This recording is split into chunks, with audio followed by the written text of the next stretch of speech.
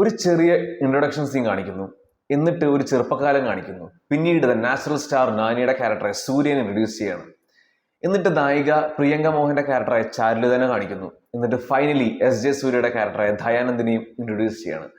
ഒരു typical mass പടത്തിന്റെ ഒരു ഫോർമുലയാണ് ഫോളോ ചെയ്തിരിക്കുന്നത് സരിപ്പോത ശനിവാരം. സ്റ്റോറിയും ഏകദേശം സെയിം ആണ്.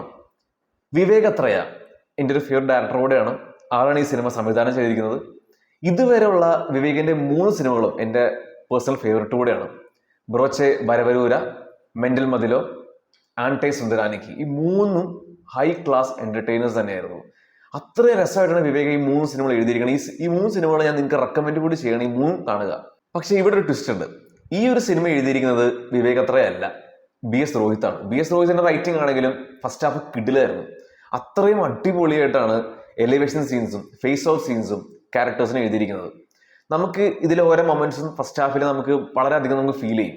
ആൻഡ് അതിന് വലിയൊരു കോൺട്രിബ്യൂഷൻ കൊടുത്തിരിക്കുന്നത് ജേക്സ് ബിജോയുടെ മ്യൂസിക്കാണ്. ജേക്സ് ബിജോയുടെ ഒരു പൂണ്ട് വിളയാട്ടം തന്നെ നമുക്ക് ഈ ഹോൾ സിനിമയിൽ നമുക്ക് കാണാൻ സാധിക്കുന്നത്. അത്രയും അടിപൊളിയായിട്ടാണ് സ്കോർ ചെയ്ത് വെച്ചിരിക്കുന്നത്. നമ്മൾ ഫസ്റ്റ് ഹാഫ് കണ്ടെങ്കിൽ നമ്മൾ പറയാൻ പോകുന്നത് ഒരു കിടിലം പടാണെന്നാണ്. അങ്ങനെയാണ് ഇന്റർവെൽ കൊണ്ട് എത്തിക്കുന്നത്. പക്ഷെ സെക്കൻഡ് ഹാഫ് എക്സൈറ്റിംഗ് ഫാക്ടേഴ്സ് കുറയും. ഒരു ഫ്ലാറ്റ് നറേഷനിലാണ് പോണത്. ടെൻസായ മൊമെന്റ്സ് ഉണ്ടെങ്കിൽ പോലും ക്ലൈമാക്സും ഒരു ബിഗ് ഡിസപ്പോയിൻമെന്റ് ആണ് ഫീൽ ചെയ്തത്. എന്തുകൊണ്ടെന്ന് വെച്ചാൽ ഒരു ടിപ്പിക്കൽ തെലുങ്ക് ലോജിക്ലെസ് പടമാക്കി തീർത്ത പോലെയാണ് ഫീൽ ചെയ്തത്. ഇങ്ങനെയൊക്കെ ആണെങ്കിൽ പോലും ഒരു തിയേറ്ററിൽ കാണാനുള്ള ഒരു ഗ്യാരണ്ടി ഉണ്ട് ഈ സിനിമയ്ക്ക്. അതിന് ഏറ്റവും വലിയ ഫാക്ടേഴ്സ് ഇതിലെ നാനിയുടെയും SJ സൂര്യയുടെ പെർഫോമൻസ് ആണ്. നാനി സൂര്യ എന്ന ക്യാരക്ടറിനെ വളരെ നീറ്റായിട്ട് തന്നെ കൈകാര്യം ചെയ്തിട്ടുണ്ട്. ആ ഒരു സ്ക്രീൻ പ്രസൻസും ആ ഒരു ഇമോഷണൽ പെർഫോമൻസും എല്ലാം വളരെ നന്നായിരുന്നു. SJ സൂര്യനെ പിന്നെ അറിയാലോ, ഒരു വില്ലൻ റോൾ കിട്ടിക്കഴിഞ്ഞാൽ അഴിഞ്ഞാടും. പക്ഷെ ആ റോൾ അങ്ങനെ ആയിരിക്കണം. റായനിലെ റോൾ വെച്ച് ഞാൻ അത്ര ഹാപ്പി ആയിരുന്നില്ല. പക്ഷെ ഇതിനകത്ത് മാക്സിമം യൂട്ടിലൈസ് ചെയ്യുന്നുണ്ട് SJ സൂര്യനെ. അത്രയും വെറുപ്പിച്ചിട്ടുണ്ട്.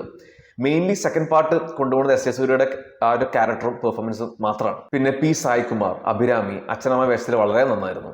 അദിതി ബാലൻ, പ്രിയങ്ക മോഹൻ, മുരളി ശർമ്മ ഇവരും അവരുടെ ക്യാരക്ടേഴ്സ് തന്നെ ഡീസൻ്റ് ആയിട്ട് തന്നെ കൈകാര്യം ചെയ്തിട്ടുണ്ട്. എഡിറ്റിംഗ് അടിപൊളിയായിരുന്നു. ആ ഒരു നോവൽറ്റി ഫീൽ തരുന്നുണ്ട്. DOPയും കിഡിലായിട്ട് തന്നെയാണ് ഫീൽ ചെയ്തത്. ആക്ഷൻ സീക്വൻസ് വളരെ ഡീസൻ്റ് ആയിട്ട് തന്നെ എക്സിക്യൂട്ട് ചെയ്തിട്ടുണ്ട്. ആസ് എ നാനി ഫാൻ ഞാൻ ഹാപ്പി ആയിരുന്നു സിനിമ കൊണ്ട്. അത്രയും വെറുപ്പിച്ചിട്ടില്ല. ഒരു ഡീസൻറ്റ് മസാല ആക്ഷൻ പടം തന്നിട്ടുണ്ട്. വിവേകിന്റെയും ആദ്യത്തെ ആക്ഷൻ പടമാണ്.